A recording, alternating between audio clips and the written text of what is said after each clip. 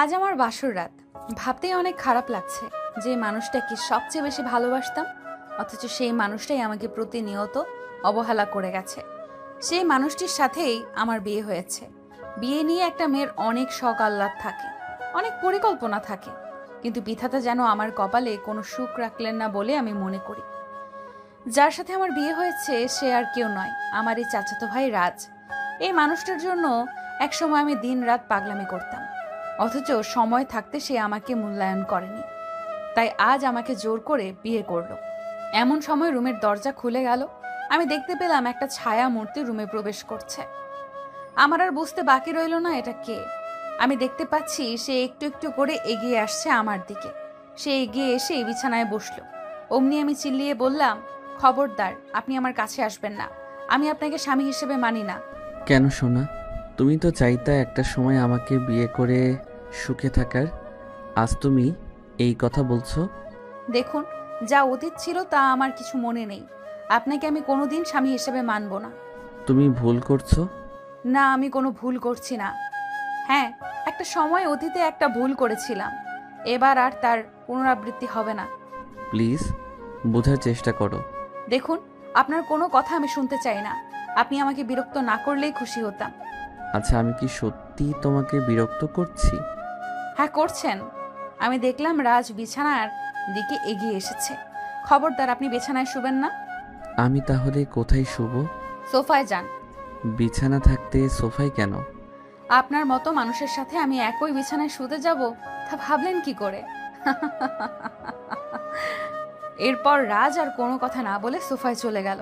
ওনাকে কষ্ট দিয়ে আমার যে কষ্ট হচ্ছে না তা না, আমি অনেক কষ্ট পাচ্ছি, কিন্তু এই মানুষটাকে আমি এখন আর ভালোবাসি না, শুধুই ঘৃণা করি। তার প্রতি আমার মনে যে ভালোবাসা জন্মেছিল, আজ তা কিছুই অবশিষ্ট নেই। আপনাদের তো আমার পরিচয় দেওয়াই হয়নি। আসুন আমার পরিচয় দিয়ে দেই। আমি আয়েশা তাবাসসুম প্রেমা, ডাকনাম বান্দরনি। আসলে আমাকে বান্দরনি বলে ডাকে আমার কিউট মা আর বোনটা। বাবা আমাকে বলে রাজকন্যা। আমি অনার্স তৃতীয় বর্ষে পড়ি।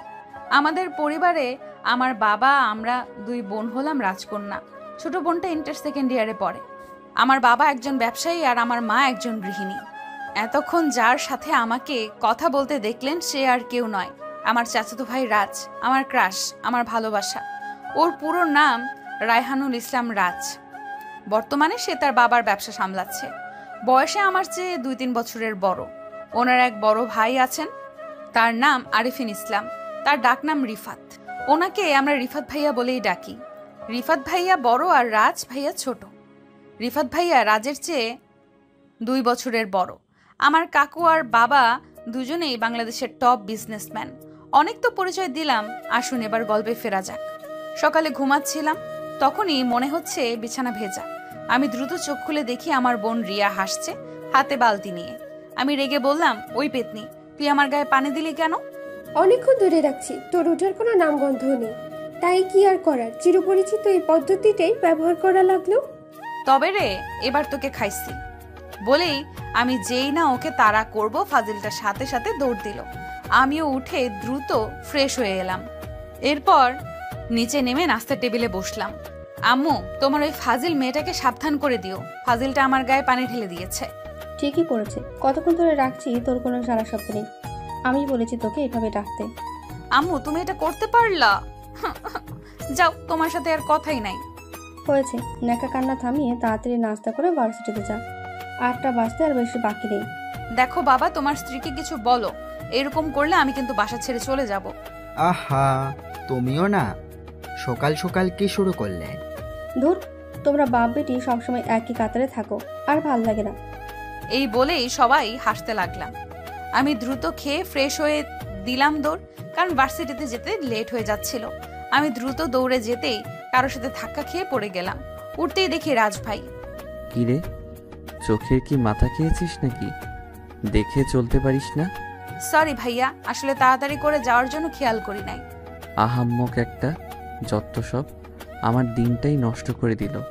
কার মুখ দেখে যে আজ উঠেছিলাম। এই হচ্ছে আমাদের গল্পের নায়ক রাজ সাহেব। বর্তমানে আমার বিশ্ববিদ্যালয়ের মাস্টার্স করছে ইকোনমিক্সে, আর তার বাবার ব্যবসা সামলাচ্ছে। আমি দেরি না করে দ্রুত বের হয়ে যাই ভার্সিটির উদ্দেশ্যে। আমি ভার্সিটি পৌঁছে দেখি 10 মিনিট লেট। হায় আল্লাহ, এখন কি হবে আমার?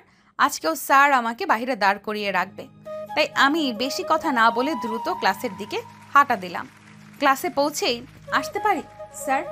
আরে মহারানী পদ্মাবতী যে, আসুন আসুন, আপনার অপেক্ষায় তো ছিলাম। কেন স্যার? আপনার আসার সাথেই তো ক্লাসের ভবিষ্যৎ জড়িয়ে, তো তাই আপনার অপেক্ষায় ছিলাম। তা মহারানী, আজকে লেটের কারণটা কি জানতে পারি? স্যার আসলে হয়েছে কি, কাল সারা রাত পড়েছিলাম, ঘুম আসছিল না দেখে, তাই পড়তে পড়তে ঘুমাতে দেরি হয়ে যায়, আর তাই আজ লেট হয়েছে। আচ্ছা যান মহারানী, নিজের জায়গায় গিয়ে বসুন। কারণ আপনাকে বলেও তো কোনো লাভ নেই, কারণ ন্যূনতম লজ্জাবোধ যদি আপনার থাকতো তাহলে অন্তত মানুষ হতেন। পৃথিবীতে কিন্তু চিরন্তন সত্য কথা একটি হচ্ছে, আপনি কোনোদিনও সঠিক সময়ে ক্লাসে আসবেন না। এটা আমরা সবাই বুঝি। আমি আর কিচ্ছু না বলে মাথা নিচু করে নিজের জায়গায় বসে পড়লাম, কারণ স্যার যা বলল তা আসলেও ঠিক। আমার লেটের কারণেই আমাকে অনেক কথা শুনতে হয়। আমি মাথা নিচু করেছিলাম, তখনই আমার বন্ধু আমাকে গুতাতে শুরু করলো। হ্যাঁ রে প্রমা, দুলাভাইকে কিছু বলেছিস তোর ব্যাপারে এখনো? না রে দোস্ত, কিভাবে যে বলবো আমি নিজেও বুঝছি না। দেখ প্রেমা, ভালোবাসার মানুষকে দ্রুত নিজের অনুভূতি প্রকাশ করতে হয়, না হলে সে আর নিজের থাকে না। ঠিক বলেছিস রে, কিন্তু কিভাবে যে বলবো এটাই মাথায় আসছে না। ব্যাটার যে রাগ কখন কি বলে বসে, এটা নিয়েই তো ভয়ে থাকি। আচ্ছা শোন তাহলে, আমার কাছে একটা বুদ্ধি আছে। কি বুদ্ধি? কানে কানে বলছি, কাছে আয়। আমি ওর কাছে যেতেই ও আমাকে একটা বুদ্ধি দিয়ে বসলো। কি বুদ্ধি এখন বলতে পারুম না, পরে বুঝালিয়েন। গল্পের সাথে থাকুন, কাজ করবে তাহলে। করার কথা তাও চেষ্টা করতে পারিস। ঠিক বলেছিস। এরপর আর কি, আমরা আমাদের মতো ক্লাস করতে লাগলাম। অন্যদিকে রাজ ভাইয়াও তাদের ক্লাসে বসেছিল। তারা ক্লাস করছিল, এমন সময় রাজ ভাইয়ার বন্ধু ইমন বলে, রাজ, এই রাজ। কিছু বলবি? না মানে তোর কি কিছু হয়েছে? তোকে দেখে মনে হচ্ছে তোর কিছু হয়েছে। আমার আবার কি হবে? তোরাও না আজীব, কি থেকে কি ধরে নিস। রাজ, তুই কিছু একটা নিয়ে ভাবছিস, তোকে দেখে মনে হচ্ছে। আরে না, আসলে সকাল সকাল মেজাজটাই খারাপ করে দিছে ফাজিলটা। কোন ফাজিল?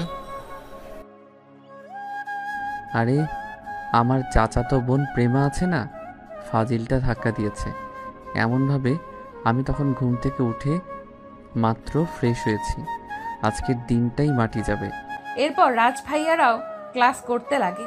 অন্যদিকে আমাদেরও ক্লাস শেষ হয়ে যায়। আমি, নন্দিনী, আবির, সুমনা, সোহেল একসাথে বের হয়ে আড্ডা দিতে থাকি। তখন আমি দেখলাম রাজ ভাইয়া, ইমন ভাইয়া আর বৃষ্টি আপু বের হচ্ছে। হ্যাঁ রে প্রেমা, রাজ ভাইয়া কি সবসময় একই রকম মুডে নিয়ে চলে নাকি? মানে? ভালো করে দেখ, সব সময় একই মুড নিয়ে চলে, দেখে মনে হয় যেন ডন, এলাকার ওনার, সবকিছু ওনার। আর বলিস না রে ভাই, এই রাগী মানুষকে যে ভালোবাসি রে, কিন্তু কখনো মুখ ফুটে বলতে পারিসনি। বুঝি রে বান্ধবী, বুঝি। ওইদিকে দেখ, রাজ ভাইয়া কেমন হেসে হেসে কথা বলছে বৃষ্টি আপুর সাথে। তার বন্ধু, তাই হেসে কথা বলতেই পারে। ভালো করে দেখ প্রেমা, এইভাবে হেসে হেসে কথা বলার মানে কি? একটু ভালোভাবে বুঝে দেখ। আমি নন্দিনীর কথায় হাসলেও চিন্তিত হয়ে পড়লাম। সত্যিই তো, এভাবে তো কখনো ভাবিনি। আমার পোড়া কপাল, কেন যে এই বদরাকিটাকে ভালোবাসতে গেলাম। তাই আমি ওদের ওখান থেকে উঠে রাজ ভাইয়ার দিকে যেতে লাগলাম এবং রাজ ভাইয়াকে পেছন থেকে ডাক দিলাম, ভাইয়া। আমার ডাক শুনে রাজ ফিরে তাকালো না, তাই আবার বললাম, রাজ ভাইয়া শুনছো? আমার এইরকম ভাবে ডাকা শুনে রাজ ভাইয়া পেছনে ফিরে তাকালো আর আমাকে দাঁড়িয়ে থাকতে দেখে রেগে গেল। এভাবে ডাকছিস কেন? না মানে একটু সাইডে আসবা? কি বলার এখানেই বল। না মানে একটু সাইডে আসলে ভালো হতো। আমার এরকম জোরাজোরি দেখে রাজ ভাইয়া তার বন্ধুদের থেকে বিদায় নিয়ে আসলেন। হ্যাঁ বল, কি বলবি? বৃষ্টি আপু তোমার কেমন বন্ধু? কেমন বন্ধু মানে? এটা আবার কেমন প্রশ্ন? আমি যা জিজ্ঞেস করেছি তার উত্তর দাও। তুই এই সামান্য বিষয়ের জন্য আমাকে ডেকে আনলি? যা জিজ্ঞেস করছি তার উত্তর দাও, এত কথা বলো কেন? ও আমার শুধুই একজন ভালো বন্ধু, আর কিছু না। আপুর সাথে বেশি কথা বলবে না বলে দিলাম, হাসাহাসিও করবে না। ওই, তোর সমস্যাটা কি? আমার বন্ধুদেরকে আমি চুম্মা দিব নাকি বসিয়ে কথা বলবো তাতে তোর কি? আমার অনেক কিছু। দেখ, উল্টাপাল্টা কিছু বলিস না, আমাকে আমার মতো থাকতে দে। তুই নিজেও নিজের মতো থাক। কিন্তু আমি কোনো কথা শুনতে চাই না। এই বলে রাজভাইয়া রেগে গেল। আমিও আবার আমার বন্ধুদের কাছে চলে আসলাম। কিরে রাজ ভাইয়া কিছু কি বললো? আমাকে এত কথা শোনালো যে আমি আর কিচ্ছু বলতে পারলাম না। দেখ, ভালোবাসার প্রথম প্রথম অবহেলা আসবেই, তাই বলে হাল ছেড়ে দিস না। কিন্তু ও যদি আমাকে এইভাবে বলা অব্যাহত রাখে আমি কি করব বল? তাইলে এক কাজ কর, আপাতত ভাইয়ের পিছে আঠার মতো লেগে থাক। আমার মনে হয় তুই কোনো না কোনো উপায় ঠিকই পাবি। রে, আচ্ছা এখন যাই, বাসায় আব্বু আম্মু আবার টেনশন করবে। সাবধানে যা দোস্ত। আমি এরপর ওদের ওখান থেকে চলে এলাম। আসার সময় দেখলাম রাজভাইয়ার সাথে আরো কয়েকটা ছেলে মেয়ে একসাথে দাঁড়িয়ে হেসে হেসে কথা বলছে। এইটা দেখে আমার মনে হচ্ছে কেউ আমার হৃদয়ে হাতুড়ি দিয়ে বাড়ি মারছে। আমি আর সেখানে দাঁড়িয়ে না থেকে দ্রুত বাসায় চলে এলাম। বাসায় এসেই ফ্রেশ হয়ে নিলাম। আমাকে দেখেই আমার বোন ছুটে আসলো। হ্যাঁ রে আপু, তোকে আজ এত বিষণ্ণ দেখাচ্ছে কেন? ও কিছু না, এমনি ভাল লাগছে না, আমাকে ছাড়, আমাকে ফ্রেশ হতে যেতে হবে। এরপর আমি ফ্রেশ হতে চলে এলাম। অন্যদিকে রাজভাইয়াদের আড্ডায়, হ্যাঁ রে রাজ, আমাদের এখন মিশক ম্যাডামটার দিকে তুই আজকে সারাক্ষণ তাকিয়েছিলি কেন? আরে ধুর, কি বলিস তোরা? লুকিয়ে লাভ নেই মামা, আমি ভালোভাবে দেখেছি তুমি ম্যাডামের দিকে তাকিয়েছিলা পুরো সময়। আরে তোরাও না, ধুর। এই বলে রাজভাইয়া সেখান থেকে উঠে চলে গেল আর তার বন্ধুরা হাসতে লাগলো। দেখ, বাবু আবার লজ্জাও পায়। বড় কথা হচ্ছে বাবুকে এই 5 বছর দেখে আসলাম। শালাকে কত মেয়ে প্রপোজ করলো, সবাইকে ফিরিয়ে দিল, কিন্তু ওই সামিয়া ম্যাডামের মধ্যে কি এমন দেখলো যে বাবু আমাদের চিন্তায় হাবুডুবু খাচ্ছে। আচ্ছা বাদ দে, শালাকে চাপ দিলেই সব প্রশ্নের উত্তর পেয়ে যাব। এরপর রাজভাইয়ার বন্ধুরাও যার যার বাসায় চলে গেল। ওইদিকে আমি বাসায় যাওয়ার পর দিলাম এক ঘুম থেকে উঠেই দেখি সন্ধ্যা হয়ে গেছে। তাই আমিও দেরি না করে ফ্রেশ হয়ে নামাজ পড়তে বসলাম। আমি যখন ছিলাম তখনই মনে হচ্ছিল আমি আর রাজভাইয়ার ছোটবেলার দুষ্টুমি ফ্ল্যাশব্যাক। ভাইয়া। হ্যাঁ আপনি? ভাইয়া আমি তোমাকে কিস করি। ভাইয়া আমার দিকে তাকিয়েছিল। আমি আর দেরি না করে রাজের গালে আলতো করে চুমু দেই। তুই আমাকে চুমা দিলি? আমরা তো খেলছি, এই খেলায় তুমি বর আমি বউ, তাই আমি চুমা দিলাম। এখন তুমিও আমাকে চুমা দাও, না হলে কাঁদবো।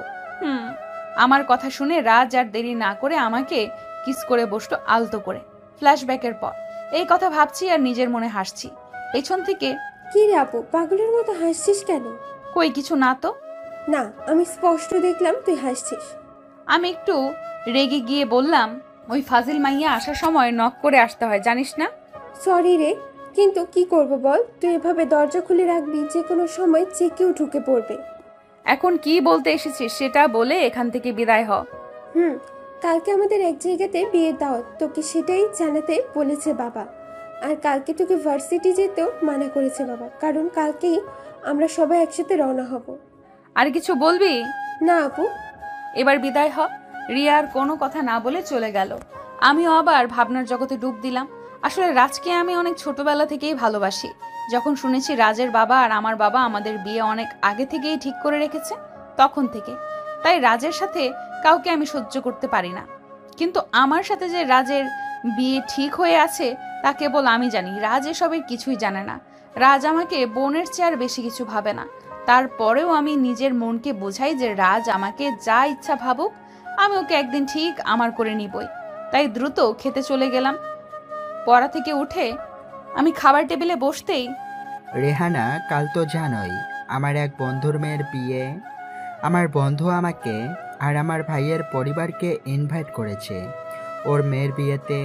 সেটা তো ভালো কথা, আমরা অনেক দিন বাইরে গেট টুগেদার করি না।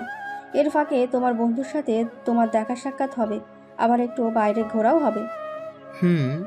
তা প্রেমা আর রিয়া, তোরা কালকেও ভার্সিটি আর কলেজ যাবি না?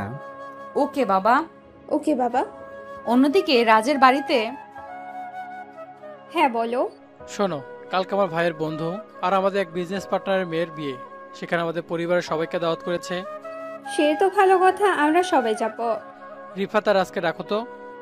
রিফাত, রাজ কোথায় রে তোরা?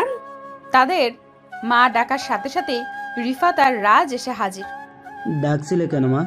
কোনো বিশেষ দরকার? কি বলবে মা, তাড়াতাড়ি বলো। কালকে তোদের এক জায়গায় যেতে হবে, একটা দাওয়াতে। হঠাৎ দাওয়াত যে? আরে ভাইয়া ছাড়ো না, অনেক দিন পর দাওয়াত পেলাম, এই সুযোগ হাতছাড়া করা যায় না।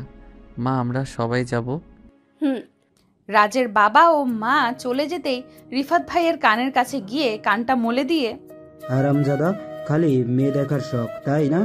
তুই দাওয়াতে কেন যাবি এটা আমি বুঝি না ভেবেছিস? ভাইয়া ছাড়ো, লাগছে। লুচ্চামি ছাড় রাজ, ভালো হ, ভালো হতে পয়সা লাগে না। ভাইয়া আমিও কিন্তু বাবাকে বলে দিব তুমি অফিসে গিয়ে অফিসের মেয়ে কলিগদের সাথে কি করো, আমি জানি না ভেবেছ? দেখ রাজ, ভালো হবে না বলে দিচ্ছি। এই তো লাইনে এসে বসো। তা ভাইয়া অফিসে যাস, একটা ভাবিও কি পছন্দ আছে? যাকে পছন্দ করি সে তো আমার চোখের সামনে। কিছু বললে ভাইয়া? কই না। আচ্ছা ভাইয়া চলো ঘুমিয়ে যাই, কাল আবার তাড়াতাড়ি যেতে হবে। রিফাত বলে সেখান থেকে চলে যায়। এরপর রাজও ঘুমাতে চলে যায়। ঘুমাতে যাওয়ার আগে ভাবতে থাকে, আচ্ছা প্রেমা সব সময় আমার পিছনে এভাবে পড়ে থাকে কেন? ওকে তো আমি নিজের বোনের চেয়ে বেশি কিছু ভাবি না, তারপরও আমার পিছনে পড়ে আছে কেন জানি মনে হচ্ছে প্রেমা আমাকে ভাইয়ের চেয়েও বেশি কিছু ভাবে। না, এরকমটা হতে দেওয়া যাবে না। আমি সামিয়া ম্যামকে পছন্দ করি না, প্রেমার থেকে সাবধানে থাকতে হবে। বলা তো যায় না কখন কি করে বসে। পরের দিন সকালে আমি খুব করে সাজলাম। একটা কালো শাড়ি পরি, খোপায় ফুল বাঁধি, কপালে ছোট্ট করে একটা টিপ। আমি কোনো অংশে কম যাচ্ছি না। আমাকে দেখে আমার বোন অবাক হয়ে তাকিয়ে আছে। কিরে এভাবে কি দেখছিস? আপু তুই এত সুন্দর সাজলে যে তোকে আরো সুন্দর দেখায়, আজ তার নিজের চোখে দেখলাম। হয়েছে, এবার চল তো। এরপর আমরা বাহিরে আসতে নিলাম। তখন গাড়ির কাছে একজনকে দেখি। আমি তো অবাক, কারণ সে আর কেউ নয় বরং রাজভাইয়া ছিল। একটা নীল প্যান্ট, নীল স্যুট, নীল শার্ট, কোনো অংশেই কোনো নায়কের চেয়ে কম ছিল না। হাতে রয়েছে দামি ঘড়ি, চোখে সানগ্লাস, এক কথায় নায়কের চেয়ে কম নয়। আমি হা করে ভাইয়ার দিকে তাকিয়ে রয়েছি। এটা দেখে ভাইয়ার অস্বস্তি হচ্ছিল, তাই তিনি আমার মুখের সামনে এনে তুড়ি মেরে বললেন, কি রে, হা করে থাকবি নাকি মুখটা বন্ধ করবি? মুখ খোলা রাখিস না, মশা ঢুকে যাবে, মুখ বন্ধ কর। আমার ততক্ষণে ধ্যান ভাঙলো। হ্যাঁ ভাইয়া, না মানে কিছু না। থাক, আর আদিক্ষেতা দেখানো লাগবে না, এখন চল। আমরা সবাই যখন গাড়িতে উঠব তখন বাবা আর কাকা বলা বলি করতে লাগলেন গাড়িতে নাকি আর জায়গা নেই। তাদের কথা শুনে তখন রাজভাইয়া তাদের দিকে এগিয়ে যান। কি হয়েছে কাকু? আরে বলিস না রাজ, গাড়িতে আর জায়গা নেই। আমাদের সবার জায়গা হয়ে গেছে, খালি তোর আর প্রেমার জায়গা নেই। আমি বলি কি, চাপাচাপি করে বসলেই তো হয়। তার চেয়ে এক কাজ কর, তুই আর প্রেমা বাইকে যা। রাজের বাবার এমন কথা শুনে রিফাত ভাইয়া বলেন, বাবা আমি বলি কি, আমি আর প্রেমা বাইকে করে আসি, রাজ না হয় গাড়িতেই যাক। ভাইয়া তুই একদম আমার মনের কথাটা বলেছিস। রিফাত, তোমার সমস্যা কি? আমি আজকে বলেছি, মাঝখানে তুমি আসলে কেন? না মানে বাবা, রাজ তো আবার প্রেমাকে সহ্য করতে পারে না। বলা যায় না প্রেমার কোনো কাজে বিরক্ত হয়ে আবার ওকে না কোনো ঝামেলায় ফেলে। তাই বলছিলাম কি, বুদ্ধিমানের মতো কাজ হবে যদি আমি প্রেমাকে নিয়ে যাই। রিফাত ভাইয়ার কথা শুনে আমার মেজাজ তো একেবারে গরম হয়ে গেল। ফাজিল বেটা শালা, কই আমি সুযোগ পাইলাম রাজকে পেছন থেকে জড়িয়ে ধরবো, বেটার এই সুখ আর সহ্য হলো না, অমনি রাজের পেছনে লেগে গেল। মনে মনে এভাবে রিফাত বেটাকে 100টা গালি দিতে লাগলাম। আমি বলি কি, রিফাত ভাইয়া আপনি না হয় গাড়িতেই যান, আমি এমন কোনো কাজ করব না যাতে রাজ ভাইয়া বিরক্ত হন, আপনি কিচ্ছু চিন্তা করবেন না। আমি রিফাত ভাইয়ার দিকে তাকিয়ে দেখলাম, মনে হচ্ছে রেগে আছে। খালি বাবা মা কাকা কাকি সামনে থাকার কারণে কিছু বলতে পারছে না, আর রাজ তো আমার কথা শুনে পুরো রেগে আছে। আপনারাই বলেন, কই সুযোগ পাইলাম নিজের হবু বরটাকে একটু জড়িয়ে ধরবো? না, তা না, রিফাত বেটা আইসা সব কিছুতে পানি ঢেলে দিতে চাইলো। রাজ, আমি তোকে কি বললাম শুনতে পাইলি না? হ্যাঁ বাবা, আমি যাচ্ছি। বলেই রাজ দৌড় দিয়ে বাইক আনতে চলে গেল। রাজের এমন দৌড় দেখে সবাই হাসছে। রাজ আবার তার বাবাকে প্রচন্ড ভয় পায়। রাজের কাণ্ড দেখে আমিও মনে মনে হেসে উঠলাম। কিছুক্ষণ পর দেখি রাজ তার দামি বাইকটা নিয়ে আসলো। এই তো রাজ এসে পড়েছে, চলো সবাই তাহলে এখন রওনা দেওয়া যাক। এটা বলেই সবাই গাড়িতে উঠে গেল আর আমি রাজের দিকে এগিয়ে গেলাম। রাজের দিকে এগিয়ে যেতেই, দেখ, আমাকে জড়িয়ে ধরবি না। তোর কোনো মতলব থাকলে এখনই ঝেড়ে ফেল। বারে, আমি যদি তোমায় না ধরি তাহলে তো আমি পড়ে যাব। পড়বি না, আমি ব্রেক মারবো না, ভয় পাস না। আমি এত কিছু বুঝি না, বেশি কথা বললে এখনই কাকুকে ফোন করে সব বলে দিব। আহা, এখানে আবার কাকুকে ডাকছিস কেন? তাহলে বলো তোমায় জড়িয়ে ধরতে দিবে কিনা। আমি এ কথা বলাতে রাজ রাগে দাঁত কটমট করে, আচ্ছা দেব, এবার উঠে আয়, এমনিতেই অনেক দেরি হয়ে যাচ্ছে। হ্যাঁ চলো। এরপর আর কি, রাজ বাইকে উঠে গেল, আমিও রাজকে পেছন থেকে জড়িয়ে ধরলাম। রাজ বাইক স্টার্ট দিল, এরপর চলা শুরু করলো বাইক। আমার তো মনে মনে লাড্ডু ফুটতেছে। ওইদিকে রাজের মনে, আচ্ছা, ও আমাকে জড়িয়ে ধরে আছে, আমার এত ভালো লাগছে কেন? ইচ্ছা হচ্ছে ও যেন সারা জীবন আমায় এভাবে জড়িয়ে ধরে রাখুক। ওর মাঝে আমি যেন ডুবে যাই। ওর হাতের স্পর্শ আমার শরীরে যেন এক নতুন অনুভূতির উদ্ভাবন করছে। আমি রাস্তায় তাকিয়ে দেখলাম সবাই আমাদের দিকে তাকিয়ে আছে। আমি বিষয়টি বুঝতে পেরে রাজের পিঠের সাথে নিজের মাথা ঠেকিয়ে দিলাম। আমার এমন কাণ্ডে রাজ তো অবাক, কিন্তু কিছু বলতে পারছে না, বাইক চালাচ্ছে বলে। এরপর আমরা কিছুক্ষণের ভেতরে পৌঁছে যাই আব্বুর বন্ধুর মেয়ের বিয়ের অনুষ্ঠানে আমি আর রাজ একসাথে ঢুকছি। আমি দেখলাম সবাই আমাদের দিকে কেমন করে যেন তাকাচ্ছে। সবাই হয়তো আমাদের কাপল বা দম্পতি ভাবছে। এরপর রাজ আর আমি ভেতরে চলে গেলাম। এরপর আলাদা হয়ে গেলাম। আমি গিয়ে সোজা বউয়ের কাছে চলে গেলাম। বউয়ের কাছে গিয়ে আমি তো অবাক, কারণ বউ সেজে যে বসেছিল সে হচ্ছে আমার ছোটবেলার অনেক ভালো একটা বন্ধু নিধি। আমাকে দেখে নিধি বলল, প্রেমা তুই? কিরে নিধি, কেমন আছিস? আলহামদুলিল্লাহ ভালো, তোর কি খবর? আমার আর কি খবর, তুই আমাদের ছেড়ে হঠাৎ করে যে চলে যাবি সেটা ভাবতেও পারিনি। বাই দ্য ওয়ে, তুই কোথায় ছিলি এতদিন? আমি আসলে জার্মানি ছিলাম, জার্মানিতে পড়াশোনা করেছি। বাবার ব্যবসার পাশাপাশি খালামণি জার্মানিতে থাকতো, তাই বাবা আর চাইনি দেশে রাখতে। হঠাৎ করে একদিন জার্মানি চলে যাই। এখন পড়াশোনা শেষ করে এসেছি, তাই বাবা বিয়ের জন্য তোড়জোড় করা শুরু করেছেন। তাই বল, এজন্য তো বলি আমার বেস্টুর কোনো খবর নাই কেন। তুই ফাজিল, তোর সাথে কথা নাই, যা। বোন রে, এবার মাফ কর আমাকে, দূর হয়ে গেছে। তা আবার কি, চলে যাবে জার্মানি নাকি দেশেই থাকবি? বাবা দেশেই রাখবেন। যাক, তাহলে তো ভালোই হলো। এখন থেকে একসাথে আড্ডা দেওয়া যাবে, ফুচকা খেতে যাওয়া যাবে। আমরা কথা বলছিলাম, তখন আমি দেখি রাজ ভাইয়াকে একটা মেয়ে হঠাৎ জড়িয়ে ধরে। এইটা দেখে আমার বুকের ভেতর মনে হয় কেউ যেন চাপ দিচ্ছে, এমন অনুভূতি হতে থাকে। আমি তাই আড়ালে গিয়ে ওদের কথা শুনতে লাগি। আরে তিথি, তুই? রাজ, তুমি এখানে? আমারও একই প্রশ্ন, তুই এখানে কেন? আমার বান্ধবীর বোনের বিয়ে, তাই এখানে আসা। কিন্তু তুমি এখানে? আমার কাকুর বন্ধুর মেয়ের বিয়ে, তাই এখানে আসা। আমি আর সহ্য করতে পারলাম না, তাই দ্রুত গিয়ে মেয়েটাকে ভাইয়ার কাছ থেকে সরিয়ে দিয়ে বলতে লাগলাম, এই মেয়ে, আপনার লজ্জা করে না এভাবে একজনকে পাবলিক প্লেসে জড়িয়ে ধরে থাকতে? এই মেয়ে, তোমার সমস্যা কি? ওকে আমি যদি জড়িয়ে ধরি তাতে তোমার কি? আমার অনেক কিছু। তোমার অনেক কিছু মানে? তুমি কি ওর বিয়ে করা বউ নাকি গার্লফ্রেন্ড যে এত তেজ দেখাচ্ছ? আমি ওনার হবু বউ আর বর্তমানে গার্লফ্রেন্ড। আমার কথা শুনে তিথি আপু ও রাজ ভাইয়া আমার দিকে অবাক হয়ে তাকিয়ে আছে। রাজ ভাইয়াকে দেখে তো মনে হচ্ছে কয়েক হাজার ভোল্টের শক খেয়েছে। আমি দেখতে পেলাম সবাই আমাদের চিৎকার শুনে আমাদের দিকে তাকিয়ে আছে, তাই আমি দ্রুত রাজ ভাইয়ার হাত ধরে টানতে টানতে বাহিরে নিয়ে এলাম। রাজ ভাইয়া তো এখনো শকের মধ্যেই আছে। কিছুক্ষণ পর, ওই তুই কি বললি? কেন, শুনতে পাওনি বুঝি? না। আমি তোমার গার্লফ্রেন্ড। এই, তুই কবে আমার গার্লফ্রেন্ড হলি? কেন, সেই ছোটবেলা থেকে। মানে? হ্যাঁ, যেদিন তুমি আমাকে আর আমি তোমাকে কিস করি সেদিনের পর থেকে। দেখ, ছেলে মানুষই করিস না। তখন আমরা ছোট ছিলাম, কি থেকে কি বুঝে না বুঝে করেছি তাও মনে নেই। আমি এত কিছু জানি না। আমি তোকে ভালোবাসি, তোকেও আমাকে ভালোবাসতে হবে। দেখ, সিন ক্রিয়েট করিস না। আমি তোকে আমার বোন ছাড়া আর কিছু ভাবিনি, আর ভাববো না। এই বলে যেই না রাজ চলে যেতে নিবে আমি তার হাত ধরে ফেলি। সাথে সাথেই রাজ আমার হাতটা ছাড়িয়ে আমার দিকে ঘুরে ঠাস ঠাস করে আমার 2 গালে 2টো চড় মেরে দিল। এমনিতেই তোর কাছ থেকে বিরক্ত যখন, তোকে বলছি আমার সাথে এসব মজা করবি না। তুই তখন আরও বেশি করে করিস। তোকে ইচ্ছে করছে ছাদে নিয়ে গিয়ে ফেলে দিতে। যত সব আহাম্মক। এই বলে রাজ চলে যায়। আমি দাঁড়িয়ে নীরবে চোখের জল ফেলছি। ঠিক তখনই কেউ আমার কাঁধে হাত রাখে পেছন থেকে। আমি পেছনে ঘুরে দেখি রিফাত ভাইয়া।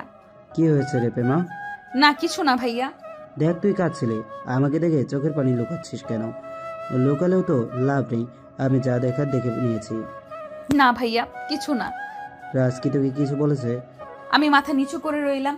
রিফাত ভাইয়া আবারও ধমক দিলেন। আমি কিছু জিজ্ঞাসা করেছি কিনা? আসলে ভাইয়া, রাজ কি বলেছে তাই বল। আমি রাজকে ভালোবাসি। এই কথা শোনার পর আমি দেখলাম রিফাত ভাইয়ার মুখটা যেন কেমন হয়ে গেল। আমি তাকিয়ে আছি দেখে উনি নিজেকে স্বাভাবিক করে জিজ্ঞেস করলেন, কবে থেকে ভালোবাসো রাজকে? সেই ছোটবেলা থেকে। এরপর ওনাকে ছোটবেলার সব কিছু খুলে বললাম। আসলে আপনার বাবা আর আমার বাবা অনেক আগেই আমার আর রাজ ভাইয়ার বিয়ে নিজেরা ঠিক করে রেখেছেন। রিফাত আমার দিকে অবাক হয়ে তাকিয়েছিল। কই, আমাকে তো বাবা কিছু বলেনি। কাকু সবাইকে হঠাৎ সারপ্রাইজ দিতে চেয়েছিলেন। তাহলে তোমাকে বলেছিল কেন বাবা? আসলে আপনার বাবা চান আমি যেন রাজকে আমার মায়ে জড়াতে পারি। এছাড়াও আমি যেন রাজকে একটু সময় নিয়ে বুঝি। এই জন্য আমি সব সময় ওনার পেছনে পড়ে থাকি। জানেন ভাইয়া, ওনাকে আগে থেকেই পছন্দ করতাম, কিন্তু যখন বাবা আর কাকুর মুখে আমাদের বিয়ের কথা শুনলাম তখন থেকে অনেক খুশি হয়েছিলাম। আর আজ রাজ ভাইয়া আমাকে মেরেই দিলেন। আমার এতেও কোনো দুঃখ নেই, কারণ আমি জানি একদিন রাজ ভাইয়া আমাকে ঠিকই ভালোবাসবে। তার রাগী স্বভাবটা একদিন ঠিকই আমি দূর করতে পারবো। আচ্ছা ভাইয়া, আমি আসি তাহলে। এই বলে আমি সেখান থেকে চলে আসি। ওদিকে আমি যাওয়ার পর, এই বদলা তো আমি নেবই। আবার জিনিস কেউ কেড়ে নিতে পারবে না। এরপর আমি চলে আসার পর দেখি রাজ ভাইয়া তার বান্ধবীর সাথে গা ঘেঁষে দাঁড়িয়ে আছে, আর ওনার বান্ধবী বারবার ওনার গায়ে এসে পড়ার চেষ্টা করছেন। এটা দেখে আমার মেজাজ খারাপ হয়ে যায়। একে তো শাকচুনিটা আমার বরের দিকে নজর দিয়েছে, 2 আবার গায়ে পড়ছে। ইচ্ছে করছে শাকচুনিটার চুল ধরে টেনে তা দিয়ে খেলি, কিন্তু কিছুই করতে পারছি না, কারণ রাজ ভাইয়া আমাকে তার সামনে আসতে নিষেধ করেছেন। তাই আপাতত দেখে যাচ্ছি ভাইয়ার নাটক। একটা সময় অনুষ্ঠান শেষ হয়ে যায়। আমিও আমার পরিবার সহ বাসায় চলে আসতে যাব, ঠিক তখনই চাচা আমার কাছে এগিয়ে আসেন। মারে, তোর কালে কিসের দাগ? ও কিছু না চাচা। দেখে তো মনে হচ্ছে কেউ তোকে চড় মেরেছে। আরে চাচা, তুমিও শুধু শুধু টেনশন করো। চাচা আর কিছু না বলে চলে যান। এরপর কিছুক্ষণ পর রাজ ভাইয়া চলে আসেন, আর আমাকে দেখেই তার হাসি মাখা মুখটা বিরক্তিতে রূপ নেয়, কারণ আবারও আমাকে বাইকে করে নিতে হবে যে। এরপর রাজ ভাইয়া বাইকে উঠলেন আর আমাকে বললেন, উঠে আয়, দেরি হচ্ছে যত সব। আমি কোনো কথা না বলে ঠায় দাঁড়িয়ে রইলাম। এটা দেখে ভাইয়া আরো ক্ষেপে যায়। কি হলো? কি বলছি কথা কানে যায় না? উঠে আয়। আমি দ্রুত উঠে পড়লাম। এরপর আবারও ভাইয়াকে জড়িয়ে ধরলাম। ওর স্পর্শ আমার কাছে সত্যি অনেক ভাল লাগে, কিন্তু ওর বাচ্চামি স্বভাব আমাকে বিরক্ত করে বারবার। আচ্ছা, ও যে জড়িয়ে ধরে আছে, থাকুক না জড়িয়ে, আমার কাছে ভালোই লাগছে।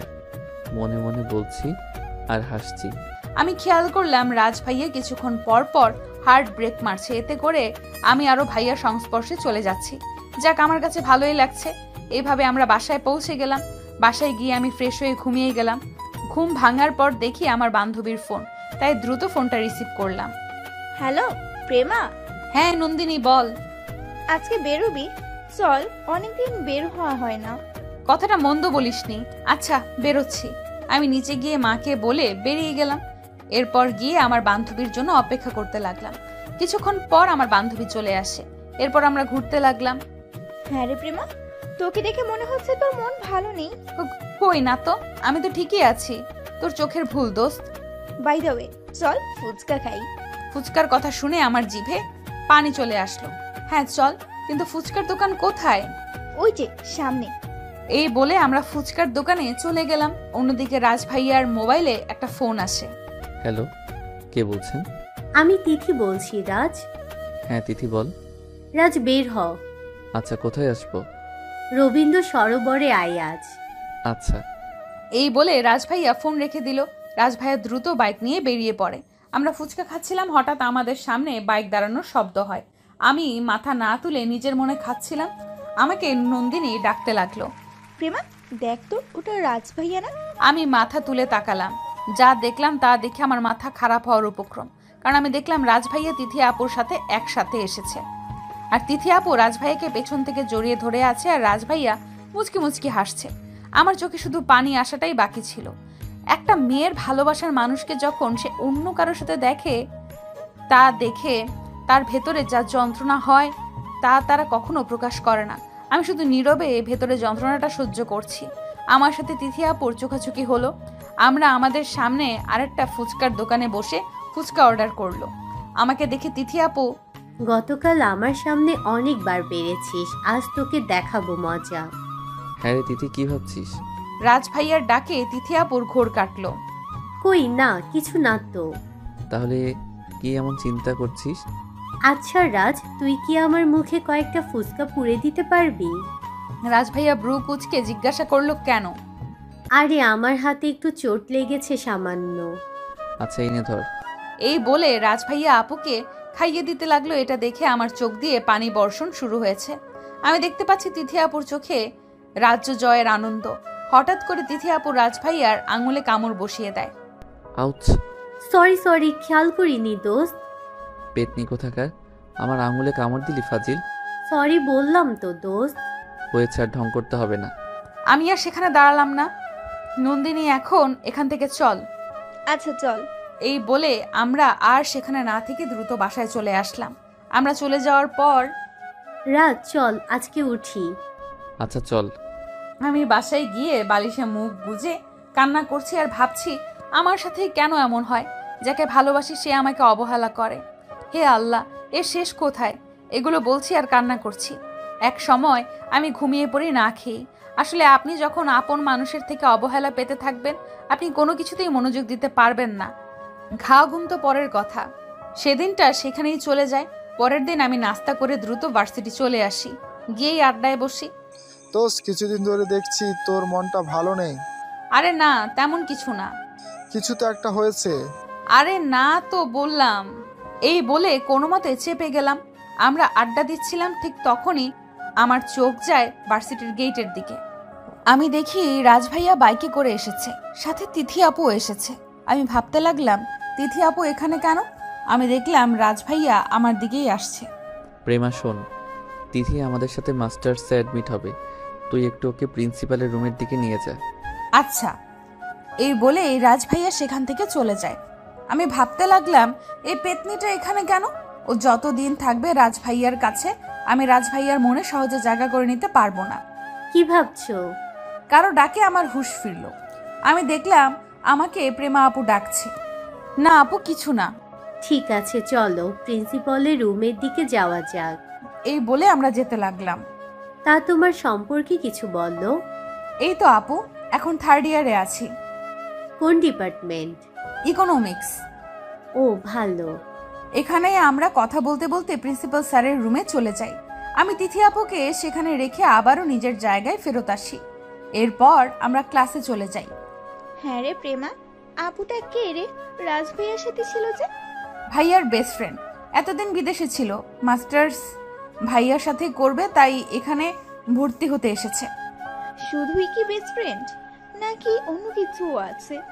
মানে কি বলতে চাচ্ছিস তুই? পরিষ্কার করে বল। মানেটা হচ্ছে রাজভাইয়ার সাথে যেভাবে গায়ে ঘেঁষেছিল, দেখে তো বোঝার উপায় নেই যে আসলেও বেস্ট ফ্রেন্ড কিনা। আমার মনে হচ্ছে অন্য কিছু। না, এরকম কেন হতে যাবে? তুই আসলে একটা গাধা। আজকাল অনেক মেয়েরা যেসব ছেলেকে পছন্দ করে, প্রথমে তাদের সাথে বন্ধুত্ব করে, পরে তাকে জীবনসঙ্গী বানিয়ে ফেলে। তাই বলছে কি, সময় থাকতে জিনিসের মূল্য দে। তুই যা বলছিস তা তো ঠিক নাও হতে পারে। দেখবই, আমার যা বলার বলছি। এখন তুই মানবি নাকি মানবি না সেটা আমার দেখার বিষয় না। আমি আসলেও চিন্তায় পড়ে গেলাম। আসলেও তো সেদিন বিয়ে বাড়িতে ওভাবে জড়িয়ে ধরা, তারপর আবার সেদিন ফুচকা খাওয়ার সময় আদিক্ষেতা, এগুলো যেন আমাকে প্রতিনিয়ত ভাবিয়ে তুলছে। আমি আর ভাবতে পারলাম না। মনে মনে স্থির করলাম, না, এইভাবে চলতে দেওয়া যায় না, কিছু একটা করতেই হবে। তাই আর বেশিক্ষণ দাঁড়ালাম না, চলে আসলাম আমার বান্ধবীর কাছ থেকে। এরপর ক্লাসে চলে গেলাম। ক্লাসে যেতেই, কিরে বেমা, রাজ ভাইয়ের সাথে যে আপুটা এসেছিল সেটা কে রে? রাজ ভাইয়ার বন্ধু, এতদিন বিদেশ থেকে পড়াশোনা করেছে, এখন শুধু রাজ ভাইয়ার সাথে মাস্টার্স শেষ করবে। শুধুই কি বন্ধু? মানে তুই কি বলতে চাচ্ছিস? কই না, কিছু না তো। এরপর আমরা ক্লাস করে বের হয়ে গেলাম। ক্লাস থেকে বের হওয়ার পর আমি দেখলাম রাজ ভাইয়ার তিথি আপু একসাথে বের হচ্ছে। আমি তাদের দেখে লুকিয়ে গেলাম। আমার উদ্দেশ্য হচ্ছে তারা কি করে তা দেখা। আমি দেখলাম রাজ ভাইয়া আর তিথি আপু বাইকে করে যাচ্ছে, আর তিথি আপু রাজ ভাইয়াকে পেছন থেকে জড়িয়ে ধরে আছে। এটা দেখার সাথে সাথে আমার মাথা গরম হয়ে গেল। না, আমার বন্ধুরা যা ভেবেছে তাই দেখছি সত্যি। না, কিছু একটা ব্যবস্থা করতেই হবে। এই বলে আমি সেখান থেকে চলে এলাম। এরপর বাসায় এসে ভাবতে লাগলাম কি করার। রাজ ভাইয়ার চোখে ভালো লাগা কাজ করাতে পারবো আমার জন্য। তখনই মনে পড়লো তিথি আপু তো শার্ট জিন্স এসব পরে, তার মানে আমাকেও স্মার্ট হতে হবে। যেই ভাবা সেই কাজ, দ্রুত বেরিয়ে এলাম নিজের রুম থেকে। এসেই বাবার কাছে আসলাম। বাবা, ও বাবা। কি হয়েছে মা, চিল্লাচ্ছিস কেন? আমাকে টাকা দাও। কেন রে মা, কি হয়েছে? কিছু কি প্রয়োজন? শপিং এ যাব। এত বেশি কথা বলো কেন? যা বলছি তা করো, নইলে আমি চলে গেলাম। এই নে ধর কার্ড, যত ইচ্ছা খরচ করিস। আমার টাকা তোরাই তো খরচ করবি, নাইলে কে খরচ করবে? আমি আর কোনো কথা না বলে দ্রুত বেরিয়ে গেলাম শপিং মলের উদ্দেশ্যে। এরপর নিজের ইচ্ছে মতো শপিং করলাম। শপিং করে বাসায় ফিরে এলাম। বাসায় এসে ভাবছি কালকে থেকে এক নতুন প্রেমার আবির্ভাব হতে যাচ্ছে। ভেবেই মনে মনে একটু হাসলাম। এইভাবেই দিনটা কেটে গেল। পরের দিন সকালে বাবা, মা, বোন সহ সবাই অবাক। আরে এটা কে? এটা কি আদৌ আমার বোন প্রেমা নাকি অন্য কেউ? হ্যাঁ রে মা, তোর কি হয়েছে রে? না মা, আমি ঠিকই আছি। আসলে একজনকে একটু শিক্ষা দিতে হবে। কাকে? আছে, একজন তো আছে। বাবা, আজকে থেকে আমি গাড়ি নিয়ে চলাচল করব, তুমি ড্রাইভারকে ডাক দাও। হ্যাঁ রে মা, তোর কি হয়েছে রে? তুই ঠিক আছিস তো? আমি ঠিকই আছি বাবা। বেশি কথা না বাড়িয়ে ড্রাইভারকে বলো গাড়ি বের করতে, আমার দেরি হচ্ছে। আপনারাও বুঝলেন না তো কি হচ্ছে? আসুন বুঝিয়ে বলি। আমি সাদাসিধে চলতে পছন্দ করি। নিজের বাপের টাকা থাকার পরেও বাড়তি ফুটানি করি না। কিন্তু দেখলেনই তো যে যুগ চলতেছে, মডার্ন না হয়েও উপায় নেই। আজ আমার গেটআপ সম্পূর্ণ চেঞ্জড। আজকে আর আমি এতদিনের মতো সালোয়ার পরিনি। আজ আমি শার্ট আর প্যান্ট পরেছি। সোজা বাংলায় আপনাদের ভাষায় মডার্ন হয়েছি। এরপর আমি ভার্সিটি চলে গেলাম। ভার্সিটিতে আমি দেখলাম সবাই আমার দিকে অবাক দৃষ্টিতে তাকিয়ে আছে। আর নন্দিনীর কথা নাই বললাম, ও তো হা করে তাকিয়ে আছে আমার দিকে। আমি ওর কাছে গিয়ে, মুখ বন্ধ কর নইলে মশা ঢুকবে। তুই কি সত্যি প্রেমা? হ্যাঁ, তোর বান্ধবী প্রেমা কি দুটো নাকি? না মানে আসলে আমার বান্ধবী প্রেমার সাথে আপনাকে না মিলানো যাচ্ছে না। ওই, তোর ওভার অ্যাক্টিং বাদ দে। আচ্ছা, সেটা না হয় বাদ দিলাম, কিন্তু আমাকে এটা বল, তোর এই অবস্থা কেন? সবই জানতে পারবি দোস্ত, একটু অপেক্ষা কর। আমি আড্ডা দিতে লাগলাম। এরপর আমিও দেখলাম আজকেও রাজ ভাইয়ার তিথি আপু বাইকে করে এসেছে। হঠাৎ রাজ ভাইয়ার সাথে আমার চোখাচোখি হয়ে গেল। আমি দ্রুত চোখ নামিয়ে নিলাম। রাজ ভাইয়া আমার কাছে আসতে লাগে। এসেই কিছুক্ষণ আমার দিকে এক দৃষ্টিতে তাকিয়ে থেকে তারপর চলে যায়। কিরে, রাজ ভাইয়া আজকে নিজে থেকে তোর কাছে আসলো, আবারও চলেও গেল, কাহিনী কি? আমি কি করে জানবো কাহিনী কি? ভাইয়া কেন এসেছে আবার কেন গেছে সেটা ভাইয়াই ভালো করে জানে। আমরা আড্ডা দিচ্ছিলাম।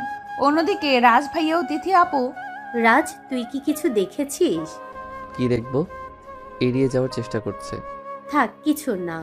ক্লাস শেষ করার পর রাজ ভাইয়া আপুকে নিয়ে চলে যাচ্ছিল। তখনই আমি গিয়ে তাকে পেছন থেকে ডাক দিই। কিছু বলবি? হ্যাঁ। কি বলবি দ্রুত বল। I love you. কি? শুনতে পাওনি নাকি আবার বলবো? দেখ প্রেমা, এটা সম্ভব না। কেন সম্ভব না? আমি দেখতে কোন দিক দিয়ে কম সুন্দর? আমি একদম স্মার্ট, যেমনটি তুই সব সময় চাস। আমি যে কি চাই তা যদি তুই বুঝতি তাহলে নিজেকে চেঞ্জ করতি না। কি হলো ভাইয়া, কি ভাবছো? দেখ এটা সম্ভব না। আজ আমি আসি, আমার তাড়া আছে। এই বলে রাজ ভাইয়া চলে গেল। আমিও বলতে লাগি, যেইভাবেই হোক তোমাকে নিজের করে নিবই। আমাদের উপর একজন ঠিকই আড়াল থেকে নজর রাখছিল। কেউ একজন আমার আর রাজ ভাইয়ার সকল আপডেট পেত ভার্সিটি সহ অন্য সব জায়গায়। আমি বা রাজ ভাইয়া কেউই বুঝতে পারছি না যে কেউ আমাদের উপর নজর রাখছে। আমি বাসায় যাওয়ার জন্য গাড়িতে উঠলাম, এরপর বাসায় চলে গেলাম। আমি বাসায় যাওয়ার সময়ও কেউ একজন আমাকে ফলো করছিল। আমি বাসায় চলে যাওয়ার পর আমাকে অনুসরণকারী ব্যক্তি কাউকে ফোন লাগালো। বেশ কিছুক্ষণ ফোন রিং হওয়ার পর, হ্যালো বস, আমি আপনার কথা মতো মিস প্রেমার উপর সার্বক্ষণিক নজর রাখছি। আচ্ছা, আমাকে বল পেপার আজকের আপডেট। এরপর লোকটি আজকে ভার্সিটিতে ঘটে যাওয়া সব ঘটনা বলল। দেখো, ওকে সবসময় ফলো করবে। আর হ্যাঁ, কালকের থেকে প্রেমা যেখানে আড্ডা দেয় ওখানে একটা করে চিরকুট রাখবে। চিরকুট আমিই লিখে দিব, কিন্তু তুমি রেখে দিবি। এমনভাবে রাখবে যাতে করে তা প্রেমার হাতে পৌঁছায়। বুঝতে পেরেছো আমি কি বলছি? হ্যাঁ বস, বুঝেছি। গুড। অন্যদিকে রাজ আর তিথি একটা রেস্টুরেন্টে বসে আছে। হঠাৎ করে তিথি, রাজ, তোকে কিছু বলতে চাই। হ্যাঁ বল। আসলে রাজ, কথাটা তুই কিভাবে নিবি জানি না, কিন্তু আমার মনে হলো তোকে বলা উচিত। ভনিতা না করে সোজা বলে দে। আসলে রাজ, আমি তোকে ভালোবাসি। সেই ছোটবেলা থেকে, শুধু বন্ধুত্ব হবার ভয়ে এতদিন বলিনি, কিন্তু আমার ইদানিং মাঝে মাঝে মনে হয় তোকে হারিয়ে ফেলবো। তাই আজ সব বলে দিলাম। প্লিজ রাজ, আমাকে ফিরিয়ে দিস না। রাজ তিথির কথা শুনে কিছুক্ষণ অবাক দৃষ্টিতে তার দিকে তাকিয়ে থাকে। এটা তুই কি বললি তিথি? আমি তোকে কখনোই আমার বন্ধুর চেয়ে বেশি কিছু ভাবিনি, কিন্তু এটার প্রতিদান এইভাবে দিবি? রাজ প্লিজ, বোঝার চেষ্টা কর। আমি তিথি প্লিজ, অবজা, ভাল লাগছে না আমার। তুই কি কাউকে ভালোবাসিস? না। আমার মন বলছে তুই প্রেমাকে ভালোবাসিস। এই কথা বলাতে রাজ রাগী দৃষ্টিতে তিথির দিকে তাকায়। What nonsense! Stop this Tithi, I can tolerate anymore. Enough is enough. Raj, cool down. মনে থাকে যেন। রাজকেও কেউ অনুসরণ করে যাচ্ছে, যা তাদের অজানা। রাজ আর তিথির অবস্থা দেখে দ্বিতীয় একটা লোক তাদের বসকে ফোন লাগায়। Hello boss. লাস্ট আপডেট কি? আজকে রেস্টুরেন্টে তিথি রাজকে প্রপোজ করেছে। গুড। আমি যা ভাবছি তাই হচ্ছে। এখন শুধু আমি যেভাবে চাচ্ছি সেভাবে হলেই হলো। বস, আমি তাহলে কি করব? ওকে দূর থেকে অনুসরণ করবে আর ওর সব আপডেট আমাকে দিবি। আর হ্যাঁ, তিথি মেয়েটাকে কৌশল করে আমার কাছে নিয়ে আসবি। আচ্ছা বস। এই বলে ফোন রেখে দেয়। আমি যতদিন আছি তোমাদের কখনোই এক হতে দিব না। তোমরা এক হয়ে গেলে আমার অবস্থা হবে আমে দুধে মিশে যাওয়ার মতো। আমি তা কখনোই হতে দিতে পারি না। এই বলে মনে মনে হাসতে লাগলো। অন্যদিকে আমি বাসায় ফিরে যাওয়ার পর আমার মনটা খারাপ হয়ে গেছে, কারণ আজ রাজ ভাইয়ার মনের মতো করে সেজেও নিজেকে তার সামনে দাঁড় করাতে পারলাম না। না, কিছু একটা করতেই হবে, এইভাবে তো আর থাকা যায় না। তাই ৭-৫ না ভেবে স্থির করেই ফেললাম, আমি রাজ ভাইয়ার পিছু ছাড়বো না। যেইভাবেই হোক তাকে আমার মায়ায় জড়াতেই হবে। কিন্তু কিভাবে, কার সাহায্য নিব? ইয়েস, আইডিয়া পেয়েছি। একজনই আমাকে সাহায্য করতে পারে এই ব্যাপারে। ভাইয়া তুই এখানে? কেন আসতে পারি না বুঝি? না তা না, বল ভাইয়া, কিছু বলবি? আচ্ছা রাজ, তোকে আজকে এমন দেখাচ্ছে কেন? কেমন দেখাবে আবার? না, তোকে দেখে মনে হচ্ছে তুই কোনো বিশেষ কারণ নিয়ে চিন্তিত। আমাকে বলে দেখতে পারিস, আমি তোর চিন্তা দূর করে দিতে পারবো আশা করি। আসলে ভাইয়া হয়েছে কি, আজকে প্রেমা কি করেছে? প্রেমা আবার নতুন করে? শুধু বল আমাকে। প্রেমা নাকি আমাকে ভালোবাসে। তুই বল, এটা কখনো সম্ভব ভাইয়া? কেন সম্ভব নয়? তুই ওকে ভালোবাস, দেখবি তুই নিজে ভালো থাকবি। ওকে আমি বোনের চেয়ে কখনো বেশি কিছু দেখিনি, তাই ওকে আমি ভালোবাসবো না, কখনো না। আমিও তো সেটাই চাই। কি বিড়বিড় করছিস ভাইয়া? কিছু না তো। এটা বলেই রাজ চলে যায়। আর রিফাত ভাবতে লাগে কিভাবে এদের একেবারে আলাদা করা যায়। এখন রাজ ভাইয়া যতই প্রেমাকে ইগনোর করুক, একটা সময় ঠিকই ভালোবেসে ফেলবে, এইসব ভাবতে লাগে রিফাত। তাই তার মাথায় তখনই একটা বুদ্ধি খেলে যায় আর সে হেসে ওঠে। অন্যদিকে আমি, নন্দিনী, সোহেল সহ আমরা বন্ধুরা বসে আড্ডা দিচ্ছি। তখনই, দেখ প্রেমা, সামনে ভালোবাসা দিবস আসছে। আমার মনে হয় ভাইয়াকে ভালো করে তোর মনের কথাগুলো বলাটা উচিত। ও কি রাজি হবে? আমার মনে হচ্ছে হবে। তুই চেষ্টা করতে তো আর ক্ষতি নেই। ঠিকই বলেছিস। এরপর আমরা ক্লাস থেকে বেরিয়ে গেলাম। ক্লাস থেকে বেরিয়ে এসেই আমি দেখলাম রাজ ভাইয়াকে তিথি আপুর টানতে টানতে কোথায় যেন নিয়ে যাচ্ছে। আমি তাদের অনুসরণ করতে লাগি। আমি দেখলাম রাজ ভাইয়াকে তিথি আপু ভার্সিটির পুকুরের দিকে নিয়ে গেল। এসব তিথি এখানে নিয়ে এলি কেন? রাজ, তোকে আমি সত্যি অনেক ভালোবাসি, প্লিজ আমাকে ফিরিয়ে দিস না। দেখ তিথি, তোকে শুধু আমার বেস্ট ফ্রেন্ড ভাবি, এর চেয়ে বেশি কিছু না। দেখ রাজ, প্লিজ আমাকে ফিরিয়ে দিস না। পাগলামো করিস না তিথি। তিথি আপু রাজ ভাইয়াকে হঠাৎ জড়িয়ে ধরলো। রাজ ভাইয়া তিথি আপুকে ছাড়িয়ে ঠাস ঠাস। ছি, তোকে আমার বন্ধু বলতেও লজ্জা করছে। পরপুরুষকে এভাবে জড়িয়ে ধরিস? ও আচ্ছা, ভালো ভালো, তাহলে তুইও শুনে রাখ, তোকে আমার করেই ছাড়বো। আমি যদি তোকে না পাই অন্য কেউ পেতে দিব না। দেখ, পাগলামি ছাড়, আর এখন এখান থেকে যা। এতক্ষণ ধরে আমি সব দাঁড়িয়ে দেখছিলাম। আমি মনে মনে অনেক খুশি হয়েছি, কেননা রাজ ভাইয়া তিথি আপুকে রিজেক্ট করেছে, আবার থাপ্পড়ও মেরেছে। সেদিন বিয়ে বাড়িতে আমাকে যখন থাপ্পড় মেরেছিল তিথি আপু হাসছিল। আমি ভাবতে লাগলাম, না, এইভাবে চলতে দেওয়া যায় না। আমাকে যত দ্রুত সম্ভব রাজ ভাইয়াকে আপন করে নিতেই হবে, না হলে বিপদ বাড়বে। রাজ ভাইয়াকে বারবার বোঝাতে হবে, না হলে আমি তাকে হারিয়ে ফেলবো।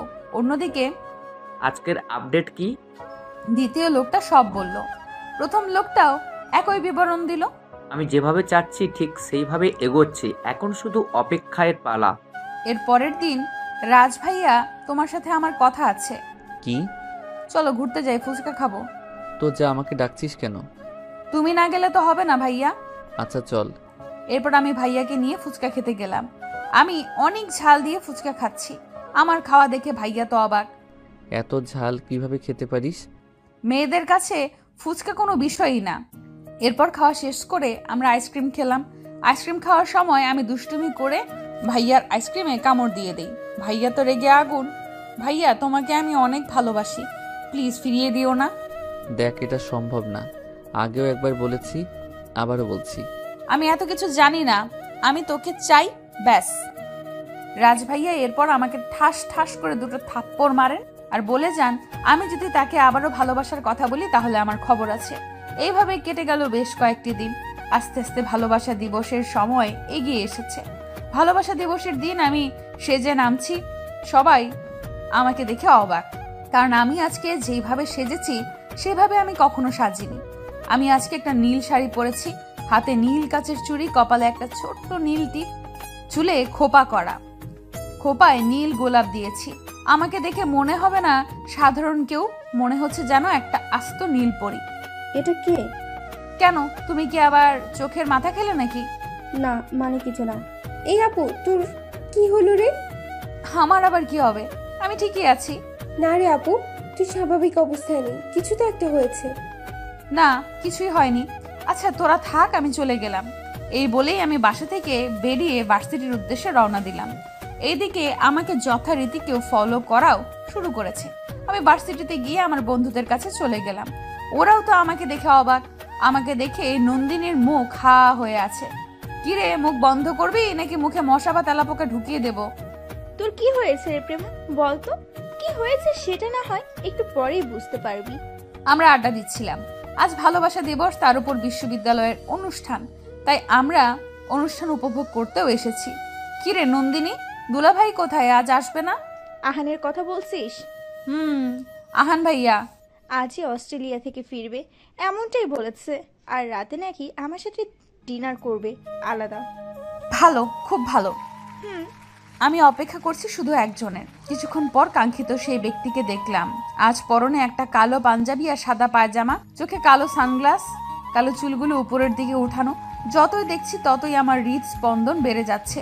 এই বুঝি বেরিয়ে এলো, এমন অনুভূতি হচ্ছে। রাজ ভাইয়া সোজা আমার কাছে আসলেন। কি রে, আজকে এইভাবে সাজার কারণ? বিশেষ কিছু তো অবশ্যই আছে। হতেই পারে। এরপর আর কি, আমরা অনুষ্ঠান উপভোগ করতে লাগলাম। অনুষ্ঠান উপভোগ শেষে রাজ ভাইয়া, আমাকে আজ কেমন লাগছে? একদম নীল পেতনির মতো। ওই কি বললা, আমি পেতনি? বারে, পেতনিকে পেতনি বলবো না তো কাকে বলবো? রাজ ভাইয়া, বেশি হয়ে যাচ্ছে কিন্তু। আচ্ছা যা বাবা, আর বলবো না। আমি এরপর রাজ ভাইয়ার সামনে একটা গোলাপ বের করে বললাম, প্রিয় রাজ, আজ আর তোমাকে ভাইয়া বলবো না, আজ তুমি করেই সম্বোধন করতে চাই। আমি তোমাকে ভালোবাসি। দেবে কি তোমাকে একটু ভালোবাসার সুযোগ? দেবে কি তোমার বাবুর আম্মু হওয়ার সুযোগ? দেবে কি তোমার সাথে শিশির ভেজা ঘাসে পাশাপাশি হাতে হাত রেখে হাঁটার সুযোগ? দেবে কি তোমার মার বৌমা হওয়ার সুযোগ? বিশ্বাস করো, অনেক ভালোবাসি তোমায়। আজ আমায় ফিরিয়ে দিও না প্লিজ। তুমি যে আমার অক্সিজেন, প্লিজ ফিরিয়ে দিও না। তোমাকে না পেলে আমি বাঁচবো না। এতক্ষণ ধরে রাজ ভাইয়া আমার কাণ্ড দেখছিলেন। তিনি দেখলেন তার আশেপাশে সবাই আমাদের দিকে তাকিয়ে আছে, তাই বিষয়টি তার ইগোতে লাগে। ওঠ। আমি উঠে দাঁড়ালাম। দেখ, এটা সম্ভব না। কেন সম্ভব না? সেই কবে থেকে তোমার কাছে একটু সুযোগ চাচ্ছি ভালোবাসার, সেই সুযোগটা কি কখনো পাবো না? তুই আমার বোন, আমি তোকে কখনো ওই নজরে দেখিনি। বিষয়টা বোঝার চেষ্টা কর। আমি এত কিছু বুঝতে চাই না, আমি তোমাকে চাই। তোমার দেওয়া প্রত্যেকটা আঘাত আর অপমান আজ পর্যন্ত সহ্য করে আসছি, শুধুমাত্র আজকের দিনে তোমাকে আপন করে পাওয়ার ইচ্ছা থেকে। প্লিজ আমাকে ফিরিয়ে দিও না। দেখ, আমি অন্য কাউকে ভালোবাসি, এটা সম্ভব না। রাজ ভাইয়ার মুখে কথা শোনার পর আমার হাত থেকে ফুল পড়ে যায়। আমার ভেতরটা মনে হয় কেউ ছিঁড়ে ফেলবে, এমন অনুভূতি হচ্ছে। নিজেকে সামলে ক্ষমা করে দিও। এতদিন তোমাকে অনেক জ্বালিয়েছি, আজ থেকে আর জ্বালাবো না। ভালো থেকো। এই বলে আর এক মুহূর্ত সেখানে না দাঁড়িয়ে আমি গাড়ির কাছে চলে গেলাম। এরপর গাড়িতে উঠে বাসায় চলে গেলাম। বাসায় এসে কারোর সাথে কথা না বলে সোজা নিজের রুমে গিয়ে কাঁদতে লাগলাম দরজা লাগিয়ে। এরপর বেসিনের সামনে নিজেকে দেখে প্রশ্ন করলাম, আর না, যথেষ্ট হয়েছে। আমার ভালোবাসাটা যেহেতু বারবার অবহেলিত হয়েছে, আজকে থেকে রাজ ভাইয়ার জন্য আমার মনে আর ভালোবাসা নেই, থাকবে শুধুই ঘৃণা। সে আমাকে আঘাত দিয়ে যদি শান্তি পায় পাক, আমিও আজকে থেকে আর তাকে নিয়ে ভাববো না। এই বলে বেসিনে নিজের মুখটা বারবার ধুতে লাগলাম। আজ যেন চোখের পানি বাধাই মানছে না। আপন মনে ভাবতে লাগলাম, এতদিন ওকে বেহায়ার মতো ভালোবেসে গেছি, আজ থেকে নিজেকে চেঞ্জ করে ফেলবো, অন্যের জন্য নিজেকে আর পরিবর্তন করব না। এটা ভেবে নিয়েই কাজ করব ভেবে মনে মনে স্থির করলাম। এরপর আমি বিছানায় বালিশে মুখ গুজে কান্না করতে করতে ঘুমিয়ে গেলাম। অন্যদিকে বস, আজকে ভার্সিটি ক্যাম্পাসে জম্পেস একটা ঘটনা ঘটে গেছে। কি? আজকে ভাবি রাজকে প্রপোজ করেছে, আর রাজ রিজেক্ট করেছে। আমি যেভাবে চাচ্ছি সেভাবেই হচ্ছে সব কিছু। এখন শুধু প্রেমার মনে রাজের জন্য ঘৃণা জন্মিয়ে দিতে হবে। এই বলে বস ফোন কেটে দিলে বসের ফোনে আরেকটা জায়গা থেকে ফোন আসে। বল, রাজের কি অবস্থা?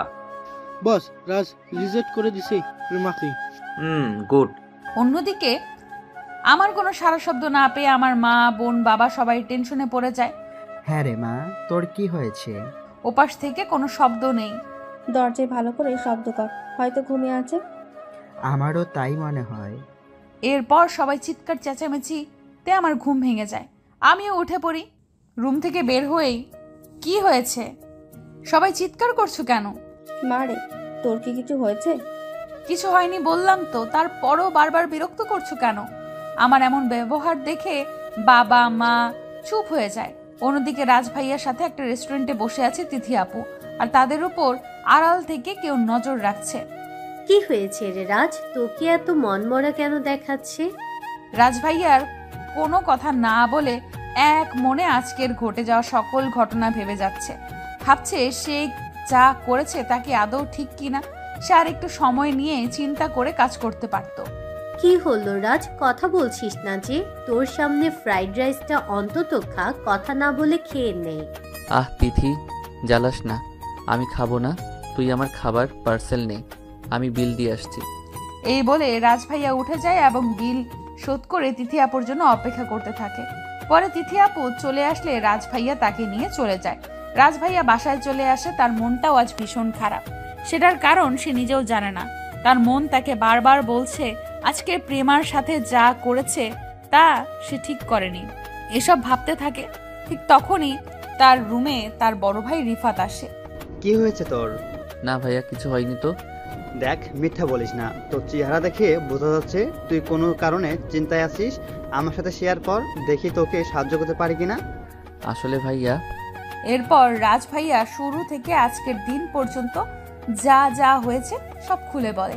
তখনই রিফাত রাজের কাছে এসে ঠাস ঠাস দুটি থাপ্পড় মেরে বলতে লাগে, সে একটা মেয়ে তোকে বারবার তার ভালোবাসার কথা জানিয়েছে আর তুই তাকে বারবার ফিরিয়ে দিলি। কিভাবে পারলি তুই এতটা পাষাণ হতে?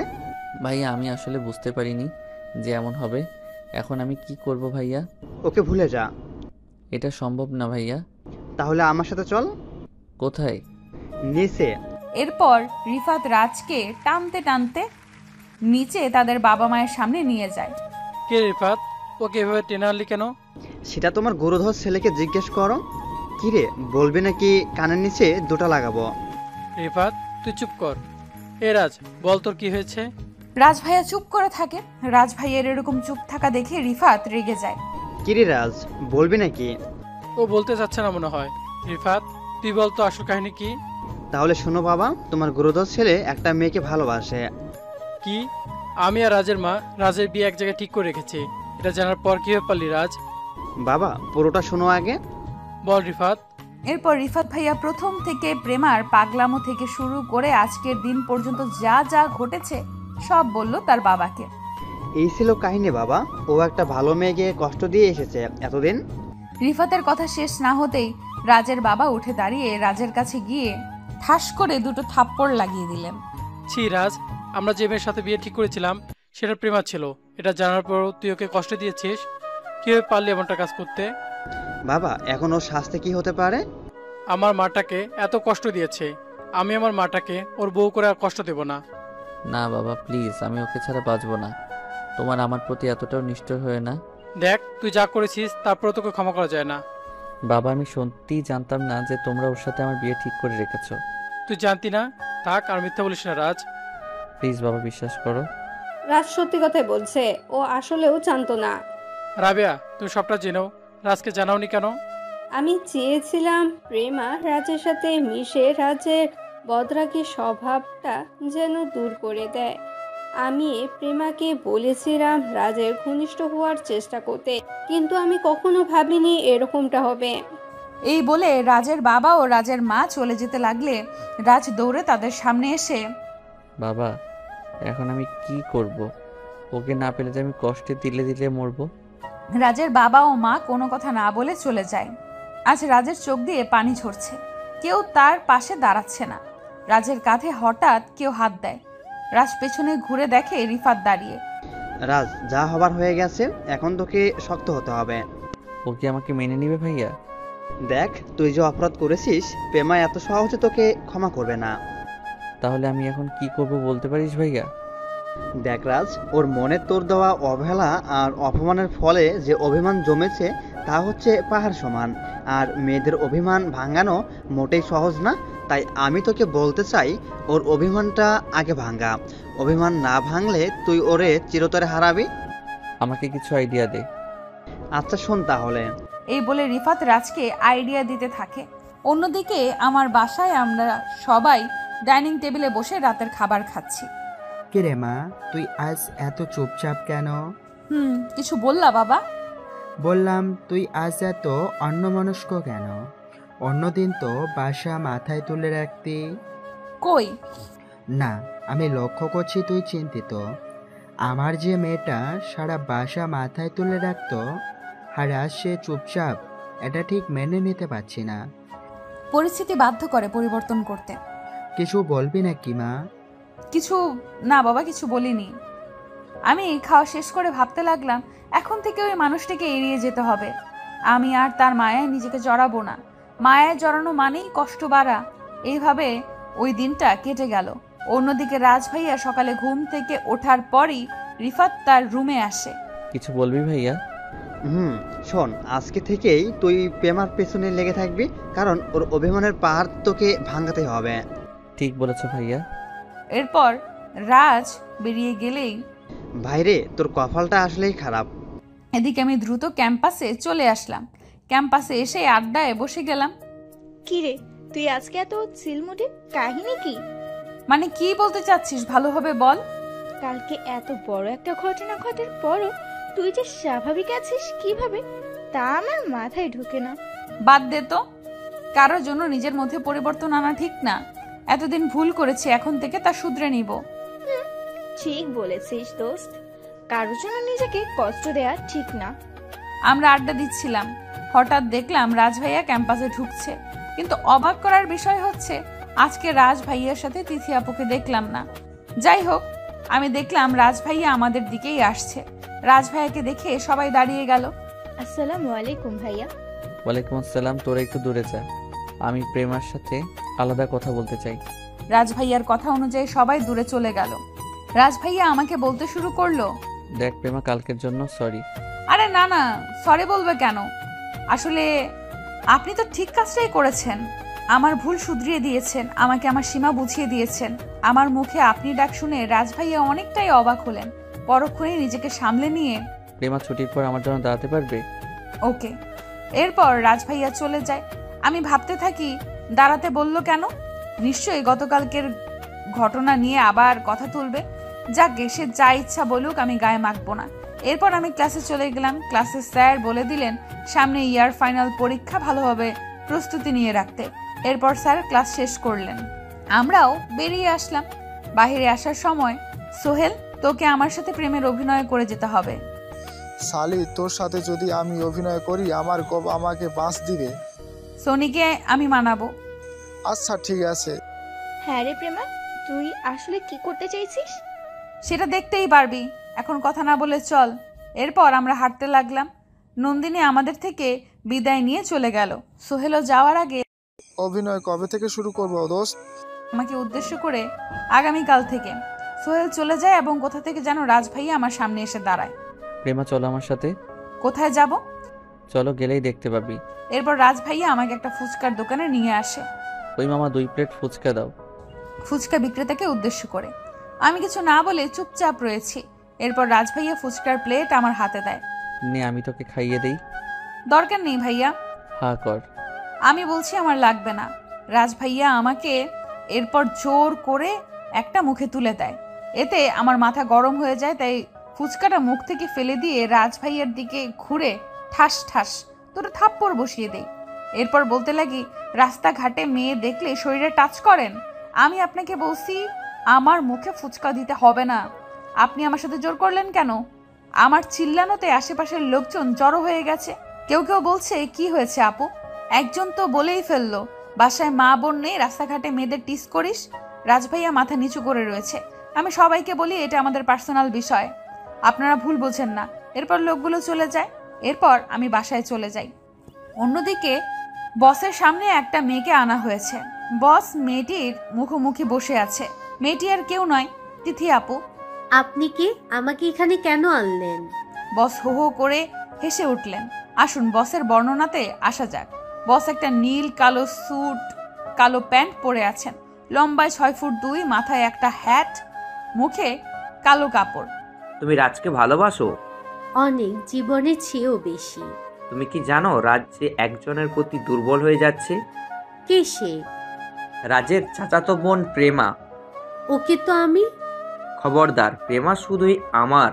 ওর দিকে যদি ক্ষতি করার নজর দিয়েছো তো তোমার খবর আছে। তাহলে আমি কি করব? আমার কথা মন দিয়ে শুনবে। এরপর বস তিথিকে কি যেন বলতে লাগলো।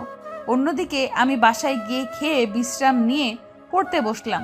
তখনই একটা অপরিচিত নাম্বার থেকে ফোন আসলো। আমি রিসিভ করেই, হ্যালো।